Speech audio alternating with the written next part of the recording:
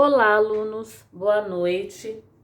A atividade desta semana vai ser a atividade 2 do caderno Trilhas de Aprendizagem, que é uma atividade de contextualização.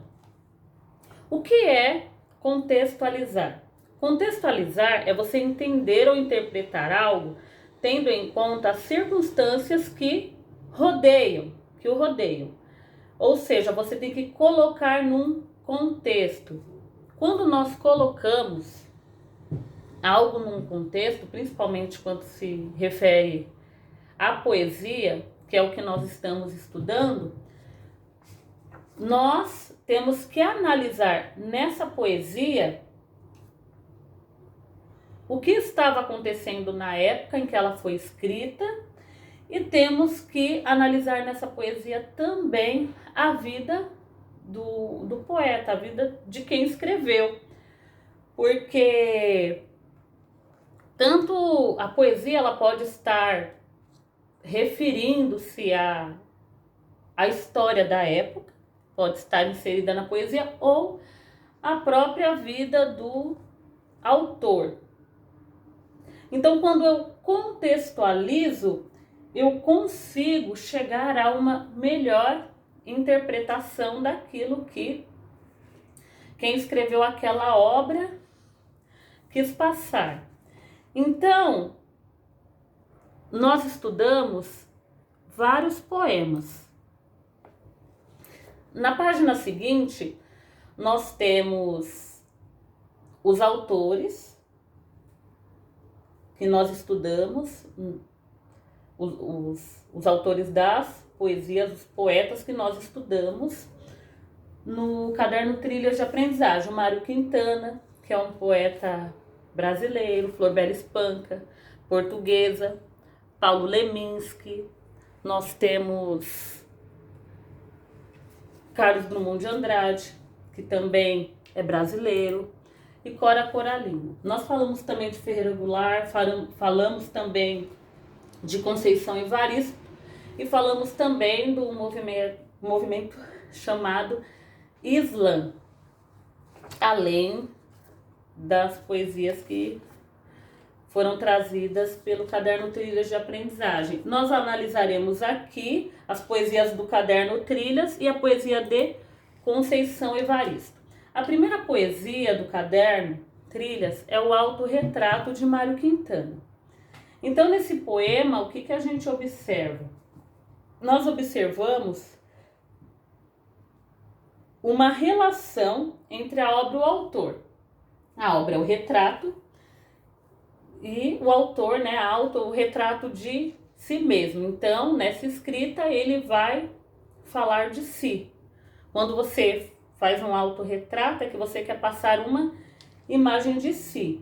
Então, ele vai falar do ato de criação e o ato de se construir enquanto pessoa. E aí vai mostrar a necessidade do poeta em se autorretratar para o outro. E aí nós vemos substantivos, por exemplo, como criança, que representa a ingenuidade, a falta de conhecimento total do mundo e a alegria de viver sem se preocupar com as regras, e temos a figura do louco, que representa um comportamento desviante dentro da sociedade. Então, essas duas imagens elas são criadas a fim de mostrar o processo de criação da obra dentro do relato da própria vida. Então, a poesia autorretrato ela tem muito da influência da vida do poeta Mário Quintana. Então, assim, a biografia do autor, ela nos ajuda a interpretar o poema. Ali ele está se retratando. Então, ele escreve essa poesia em forma de um soneto, que nós já falamos sobre isso, que é uma estrutura poética que tem uma forma fixa. 2 quartetos, 2 estrofes de 4 versos e 2 tercetos, 2 estrofes de 3 versos.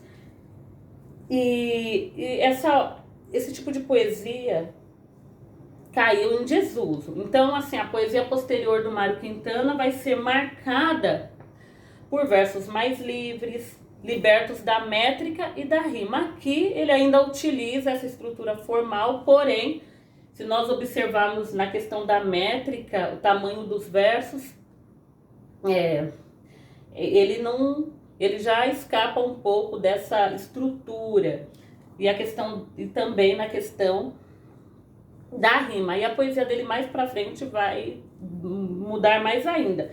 Então, o poeta Mário Quintana, ele faz parte da segunda geração modernista. O modernismo é um movimento literário que visa romper com a poesia, a forma de escrever poemas das escolas anteriores. Então, assim, conforme o tempo passa, conforme a história evolui, conforme a ciência evolui,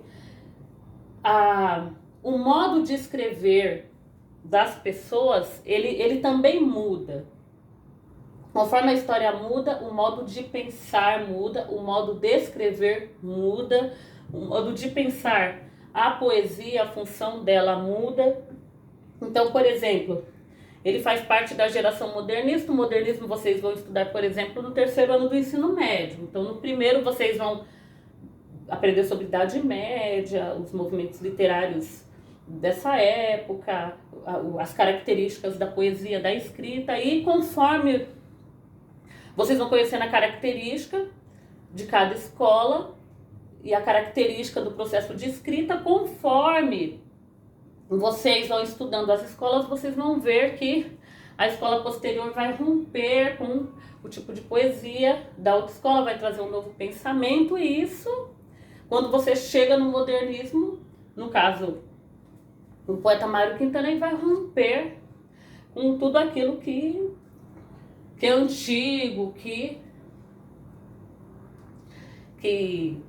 é característico de um determinado modo de escrever. É claro que muitas vezes muitos poetas recuperam, muitos poetas modernistas, eles vão escrever sonetos, que são formas clássicas, são formas de poesia clássica, mas sempre esses sonetos, eles vão trazer outras temáticas, ou geralmente o poeta não vai ficar preso àquilo, ele vai também apresentar outras formas de escrita, como é o caso do Mário Quintana.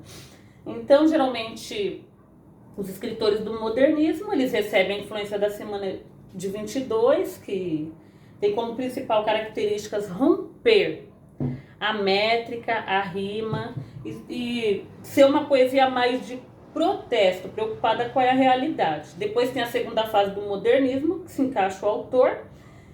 E, historicamente, o que estava ocorrendo? Um avanço do nazifascismo e a Segunda Guerra Mundial.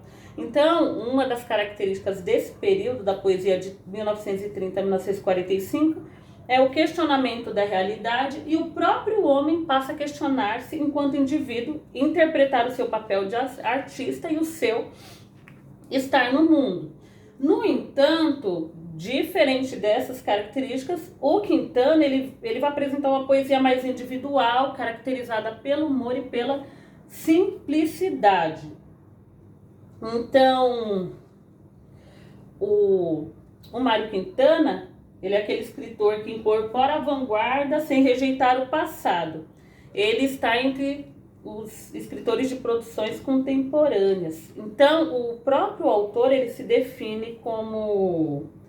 Ele diz, né, em 30 de julho de 1906, creio que foi a principal coisa que me aconteceu. Nasci em Alegrete, em 30 de julho de 1906. E agora pedem-me que fale sobre mim mesmo. Bem, eu sempre achei que toda confissão não transfigurada pela arte é indecente. Minha vida está nos meus poemas. Meus poemas são eu mesmo. Nunca escrevi uma vírgula que não fosse uma confissão.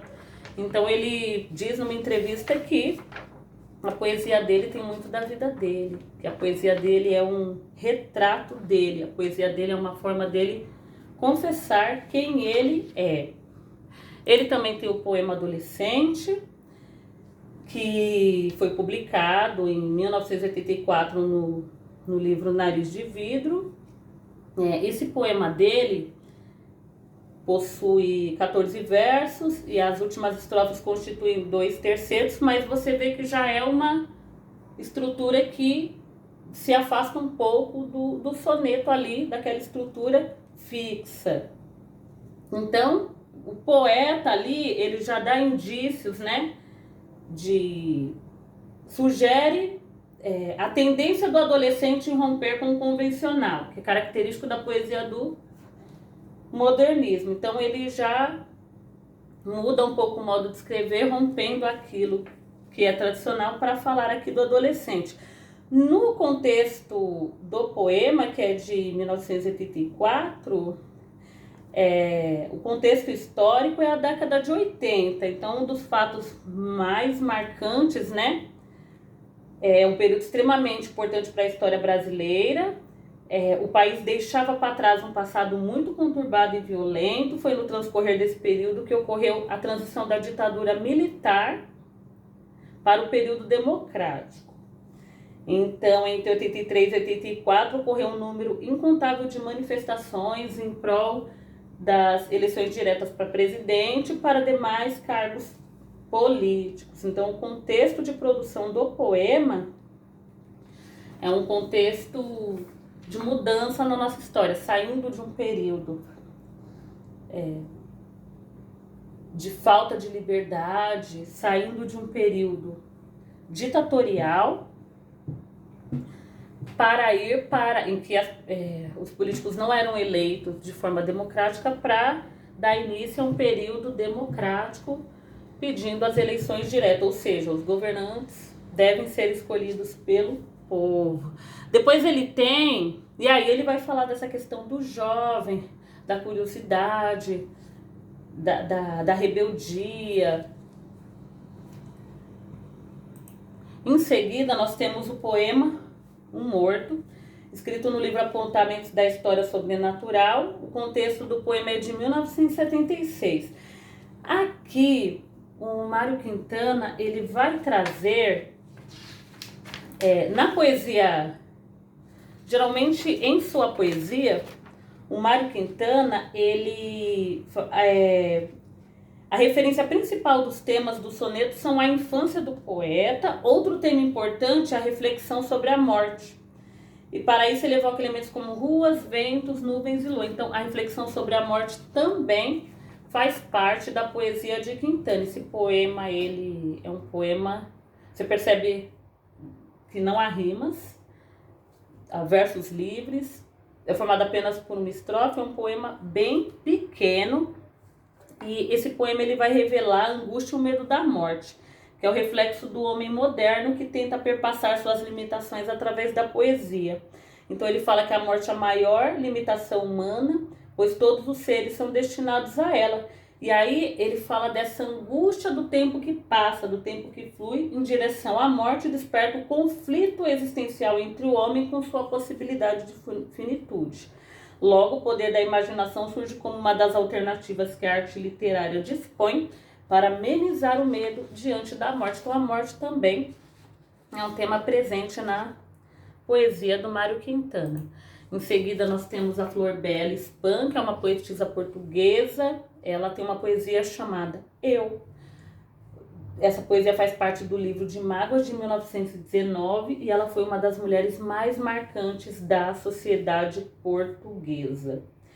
Ela sempre foi considerada uma mulher à frente de seu tempo e vencia barreiras impostas às mulheres na sociedade da época. Então ela foi uma das primeiras a frequentar um curso secundário, liceu masculino André Gouveia, em Évora. Depois ela foi a primeira mulher a entrar no curso de Direito na Universidade de Lisboa e também se formou em Letras. Em um meio dominado por homens, ela foi colaboradora de jornal, ela tinha uma independência feminina. A independência feminina sempre esteve presente na vida pessoal. Ela foi autora de sonetos e contos importantes na literatura de Portugal. Ela viveu pouco, mas ela produziu uma obra densa de alto valor estético e de singular composição estilística. Sua poesia, produzida nas primeiras décadas do século XX, as poesias versam sobre solidão, desespero, melancolia, como nós percebemos na leitura do poema. Ela foi uma das que ela, como poucas, soube representar as agruras do sujeito moderno, apagado pela frieza de um universo urbano em ascensão marcadamente depressivo. Então a poesia de Espanca, nesse momento, apresenta traços muito sutis da sua autobiografia. Então nós conseguimos estabelecer relações entre a vida de Flor Bela e a sua escrita. Então a mãe biológica dela faleceu em 1908, ela casou-se 3 vezes, numa época em que o divórcio ainda era raramente praticado, nunca teve filhos, fez 2 abortos, teve curso de direito, uma das maiores poetisas da literatura portuguesa. E a poesia foi um dos recursos que ela utiliza-se para lidar com seus males, dores e amores. Diante do seu desamparo, tentou reinventar a vida através da escrita. E a dor foi a mola propulsora dessa escrita. Tecendo com as palavras, ela aborda os fios que não costuram o vazio, mas retratam o amor, a vida, a morte, a dor e o sofrimento. Aos 36 anos, no ano de 1930, ela se suicida tomando doses excessivas de medicamentos. Então, a questão do contexto histórico, no caso dessa poesia que nós estamos interpretando, ela não exerce influência sobre a poesia de Flor Bela Espanca. Aqui ela é uma escritora moderna, porém, nós vemos, por exemplo, que ela se utiliza de um soneto. Uma estrutura poética clássica, né? 2 quartetos e 2 tercetos, 2 estrofes de 4 versos, 2 estrofes de seus versos. Porém, os sonetos, a temática do soneto dela é a própria vida. Então, nós vemos ali Flor Bela retratada em seu soneto. Entender a sua biografia é essencial para nós entendermos a poesia de Flor Bela Espanca. Em seguida, nós temos a poesia Contra Narciso, do escritor Paulo Leminski. Então, em 1963, o Paulo Leminski abandona a vocação religiosa e ele vai para Belo Horizonte para participar da Semana Nacional da Poesia de Vanguarda. Ele conhece vários escritores vanguardistas famosos, criadores do movimento de poesia concreta.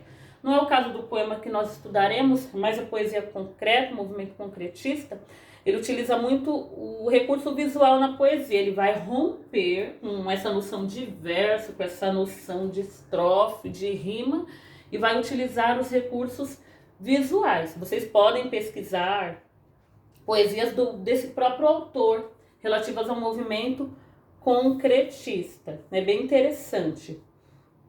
Ele também fez parte, além do movimento concretista, ele fez parte, no caso, assim, dessa poesia de vanguarda. As vanguardas, elas se caracterizam-se pelo desejo de renovação e o rompimento das estéticas tradicionais, como eu disse, em relação às noções de estrofe e verso. E busca uma ressignificação do que era considerado artes. Os artistas das vanguardas romperam com todas as tradições anteriores, fazendo diversas experimentações com materiais e técnicas diversas, consolidando o caminho para o surgimento da chamada arte moderna. Então, aqui o Paulo Leminski, ele foi escritor, poeta, crítico literário, tradutor, professor brasileiro. Ele tinha uma poesia marcante porque ele inventou um jeito próprio de escrever, com trocadilhos, brincadeiras, ditados populares. Ele teve bastante influência da poesia japonesa, principalmente dos poemas haikais, que significam... Hai significa brincadeira, kai, harmonia e realização. Então, realizar brincadeiras. Aí, a poesia japonesa vai influenciar os poemas dele, porque serão poemas concisos, poemas bem curtos e objetivos. Por sua formação intelectual, o Leminski é visto por muitos como poeta de vanguarda. Sua obra literária tem exercido bastante influência em todos os movimentos poéticos dos últimos 20 anos. E aí, como eu disse, né, a vanguarda se caracteriza por esse movimento de rompimento da poesia tradicional. E aí eles vão fazer diversas experimentações. É interessante aqui, nesse poema, aqui ele utiliza estrofes, versos. Você vê que ele não tem aquela questão da rima, questão da métrica, não há essa preocupação, já mostra esse rompimento. E ele, nesse poema Contra Narciso, o que o mito de Narciso diz, né? Que o Narciso, ele se apaixona pela própria imagem e morre. Então, o narcisista é aquela pessoa egoísta, aquela pessoa que só olha para si, né? Então, ele vai fazer um rompimento fazendo uma poesia de Contra Narciso. Então, o Contra Narciso é aquele que não vai ter o olhar voltado para si mesmo, vai ter que se voltar para o outro. Em mim eu vejo o outro, ele já começa, nós já percebemos, então ele utiliza aqui uma linguagem coloquial, né? Não uma norma, uma linguagem espontânea e uma construção simples, para narrar a mescla de identidades e a fusão que estabelecemos com o outro. Lemos nos versos, ao mesmo tempo, uma inquietação por não sermos únicos, fechados e encerrados, mas também a alegria de partilharmos com o outro, de celebrarmos a diferença, deglutindo aquilo que não somos e nos oferecendo para a troca. Então, Contra Narciso é o oposto de Narciso. Bastante interessante. Na interpretação, vocês viram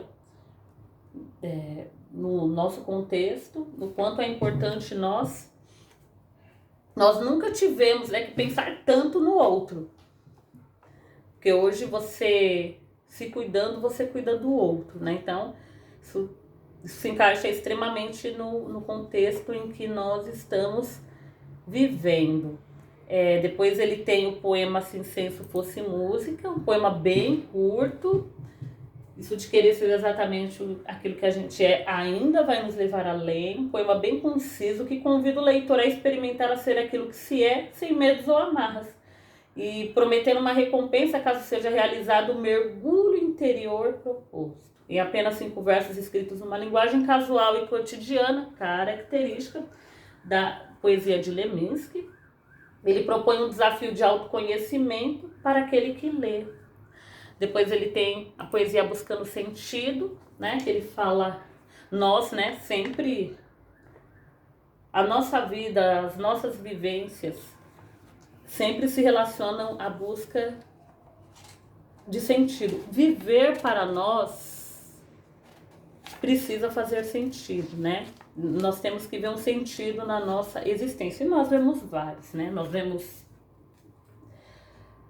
os nossos familiares, nossos amigos. Ele se recusa a viver num mundo que não tenha sentido. Aí ele fala que a própria natureza da palavra sentido, ele não existe nas coisas, tem que ser buscado. A busca é a própria fundação. Só buscar o sentido faz realmente sentido. Tirando isso, não tem sentido. Então, viver é uma busca eterna, né? Nós estamos sempre em busca, né, de várias coisas. De realização dos sonhos, de sermos pessoas melhores. É isso que nos motiva a viver. Depois nós temos o poeta Carlos Drummond de Andrade no poema Congresso Internacional do Medo. Esse poema, ele é bastante evidente nele a contextualização histórica, né? Então, Carlos Drummond de Andrade, ele foi poeta, contista, cronista brasileiro do período do modernismo. Lembre-se que o modernismo rompe com aquela poesia tradicional. E uma das características presentes no Congresso Internacional do Medo é trazer a realidade para dentro da poesia. Isso é uma característica do movimento literário modernismo, e o Carlos Drummond de Andrade fez parte da segunda geração. Então, ele foi um poeta atento às lutas e dificuldades de seu tempo. E aí ele vai falar nesse poema do medo. Mas por que será que ele resolveu falar do medo? E aí quando a gente vê o contexto histórico em que foi escrito o poema, nós conseguimos compreender o porquê que ele fala de medo. O poema foi escrito em plena Segunda Guerra Mundial. O grande conflito internacional ocorreu entre 1939 e 1945.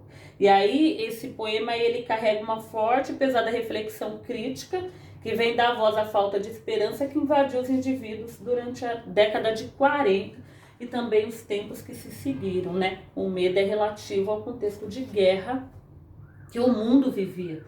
Segunda Guerra Mundial. Então, aí, né, o que tinha como pano de fundo? A guerra, túmulos, morte, dor, sofrimento. E isso trazia para as pessoas muito medo. Isso paralisava as pessoas. No caso, vivia-se num mundo em caos, com ditadores, soldados mortos.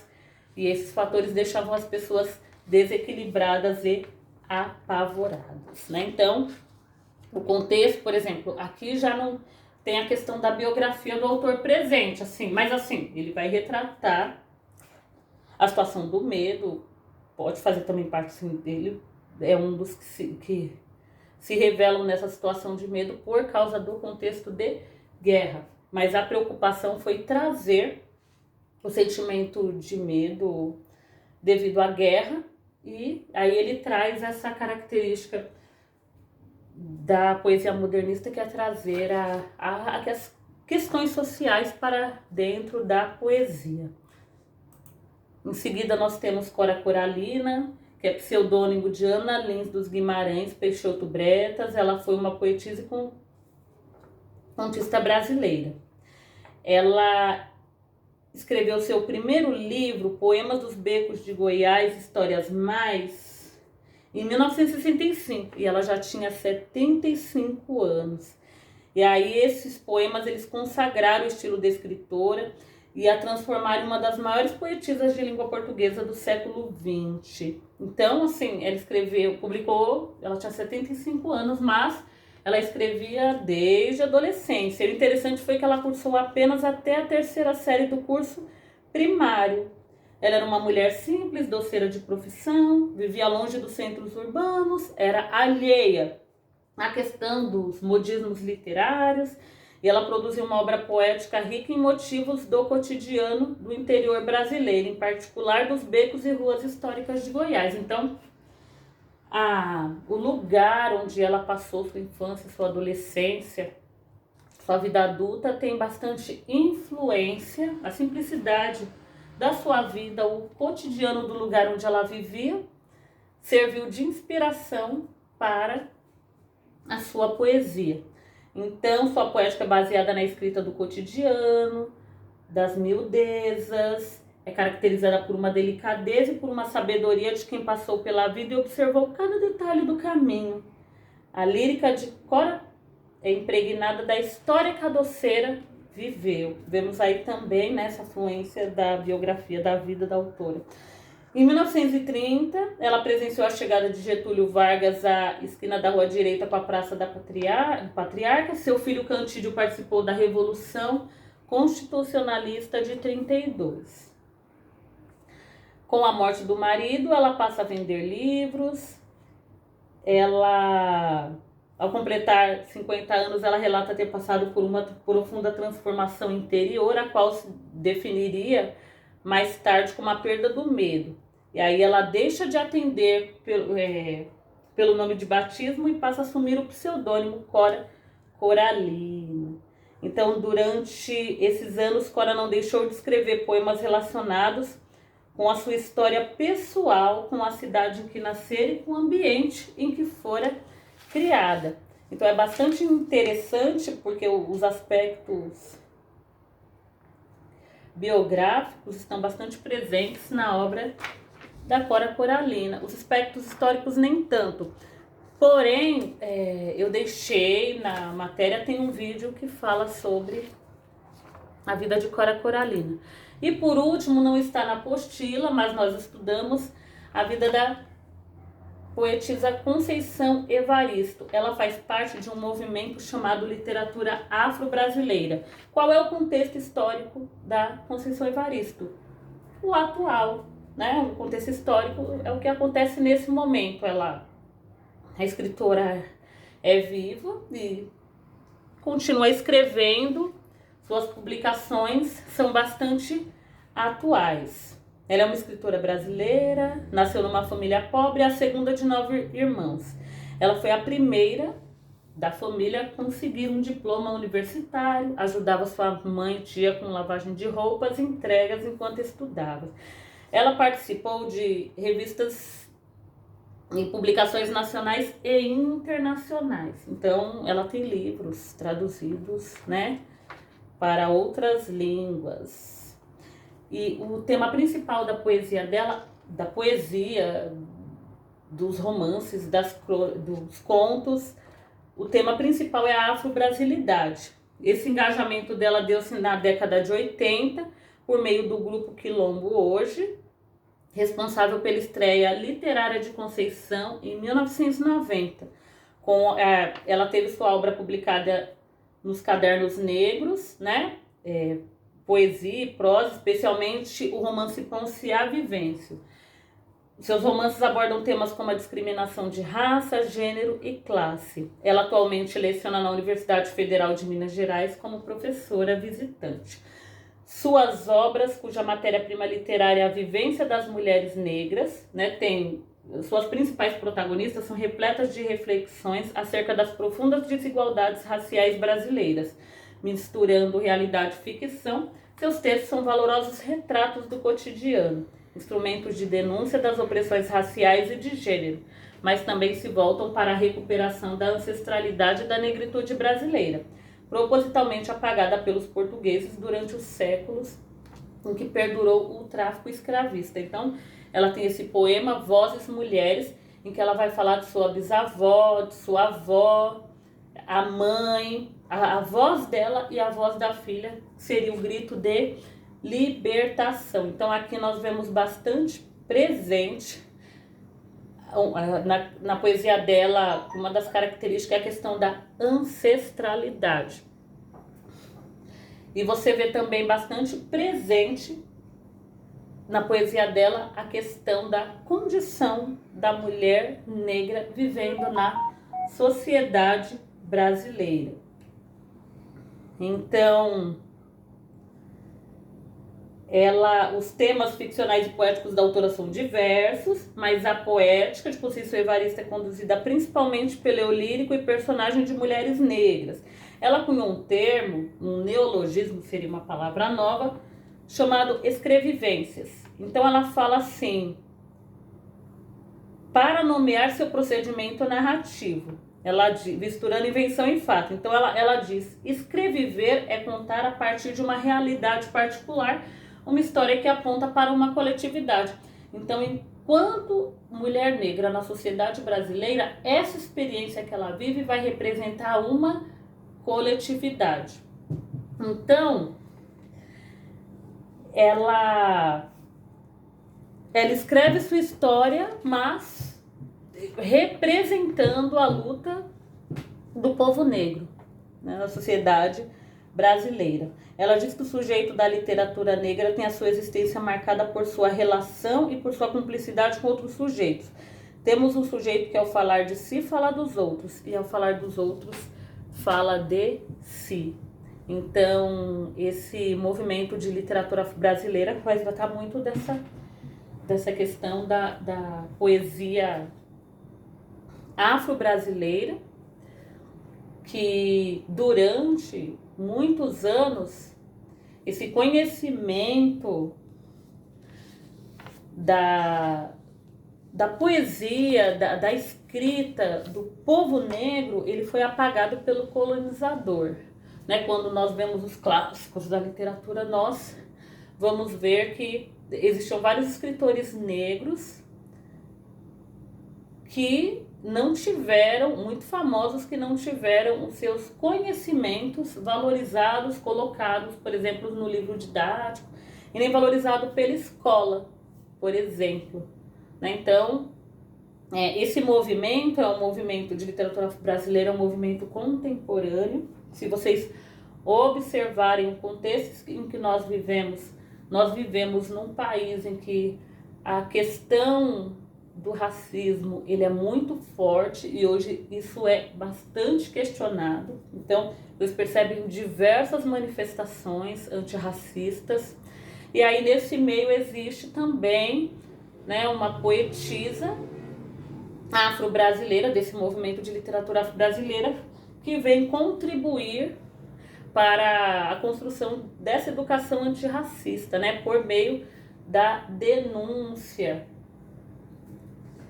em sua poesia. Ela diz, ela sempre fala, não leiam a minha biografia, leiam os meus livros. Por que ela diz isso? Porque se você quer entender a Conceição Evaristo, leia a obra dela, que é a obra retrata a história, vai tratar da questão da ancestralidade, vai trazer o contexto histórico contemporâneo para a sua obra, traz também as questões históricas e vai trazer também a própria biografia da autora, que, utilizando da sua experiência de mulher negra, fala ali de uma coletividade. Por enquanto é só essa atividade apenas para vocês compreenderem como que se faz a análise de um poema, porque os poemas que nós estudamos, nós basicamente líamos e estabelecíamos relações com o que nós estamos vivendo, ou aquele, por exemplo,